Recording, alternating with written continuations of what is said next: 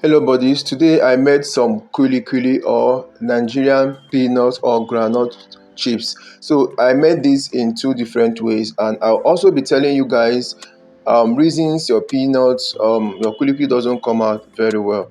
So now the first thing you need to do is you have to roast your groundnut on your peanuts. So I use my oven. I had to sprinkle a little bit of water on this groundnut. You need this tiny type of groundnut and not those big ones. So once I was done sprinkling a little bit of water, I just put it in my oven and I roasted it in the oven at 220 degrees for up to 25 minutes. Okay, and after that my peanut was ready. My roasted peanut was ready.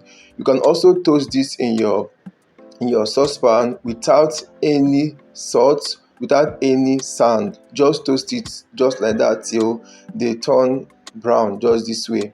Okay, now once they are done, you go ahead and peel the peanuts just as you see me do in the video. Make sure that you peel to remove all the skin from the peanuts so that you'll be left with plain or pure peanut without any skin at all. So this is the local way you peel peanuts. So that is what I used here. Now once you are, remember I didn't add any salt before toasting or before roasting the peanuts. I didn't add anything. So once you are done, you transfer this peanut into your blender. So you have to make sure that you have a powerful blender that can blend the peanut very well. So once your blender starts blending the peanuts, at a point you will start seeing the peanut bringing out its own oil. At that point you start adding in normal oil. Okay, you have your vegetable oil by the side. You start adding the vegetable oil and you start blending until you have something like this or something close to this. Just once your peanut is thoroughly blended, you stop, but don't add too much oil. For this particular 1.5 cup, I use about 4 tablespoons of oil. Now the next thing, you start adding hot water, very hot water, boiled water, very hot one. You start adding the water into the blended peanut, 1 tablespoon or 1 teaspoon at a time. Don't pour the whole water there. Okay, just be adding. Once you add, you keep on stirring. As you add, you keep on stirring. You keep on doing just this way till you will discover oil coming out, or you will notice oil coming out from the peanuts. Okay, you will notice oil coming out from the peanuts. So once you notice the oil coming out from the peanuts, you will go ahead and sift or strain the peanuts to extract the oil. This is how you can extract your groundnut oil or your peanut oil that you use in cooking.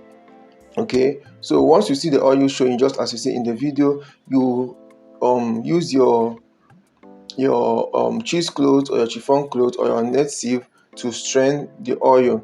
Now once after straining the oil and you feel like there is still oil in the peanuts that you just blended, you still add more water a little at a time and squeeze the second time so that there will not be water left in the peanut. Because if there is, sorry, so that there will not be oil left in the peanut, because if the oil left in the peanut is too much, it's going to affect the result or the kuli that you are going to make from this peanut.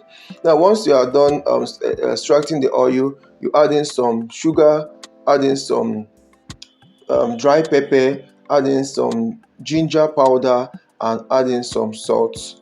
Okay, you need to add enough ginger powder to bring out that taste, that flavor that you want to make your kuli very sweet and spicy. Also you may choose to add more of the dry pepper, of the hot dry pepper, to also add a little hot or spicy taste to your kuli. Now once you are done, you start molding the kuli. You have to apply some vegetable oil to your palms and then you start molding the kuli. Now when you are molding your kuli, the one that you want to bake, you shouldn't make it very thick. If it is too thick, it may not once it's finished baking, it may not be crunchy or it will not be breaking just the way normal kuli you see does. So you need to make it kind of very flat. Okay, you have to make it kind of flat so that by the time it's baked, it's going to come out well. So these ones I molded them in this form because I want to fry them. Now these ones are the ones I want to bake in the oven. Okay, I just decided to make some impressions on them before putting them in the oven to bake. Okay, and I baked at 220 degrees for up to 40-50 minutes to 1 hour, because after baking for some time I had to check it again to be sure it has baked. Now while that one was baking, I went ahead to fry these ones.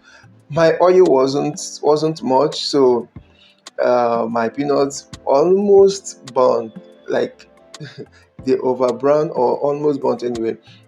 So you have to also, and I was a little kind of distracted one at a point, at some certain point, so my peanut almost got burnt a little. So you have to monitor the peanut. 5 minutes or thereabout is okay for a peanut to fry. Then you take it out from the oil and set it aside. Now I want ahead to check the ones in the oven. Once you see them still bringing out oil, they are not all that done. You allow them to the oil to be almost dried before you can take them out from the oven. So once they are out of the oven, they are going to be a little bit soft, but not too soft. You allow them to cool down completely before you can start enjoying your peanut. So like I said, let there not be any too much oil in the peanut. If not, it's not going to come out crunchy. Okay, also make sure that the ones, if you want to bake them, make sure that they are very flat. If you want to press them flat or round in your hands. Also, if you want to fry them, make sure they are not too thick before you fry them. More so, don't forget to monitor the heat of your oil while frying.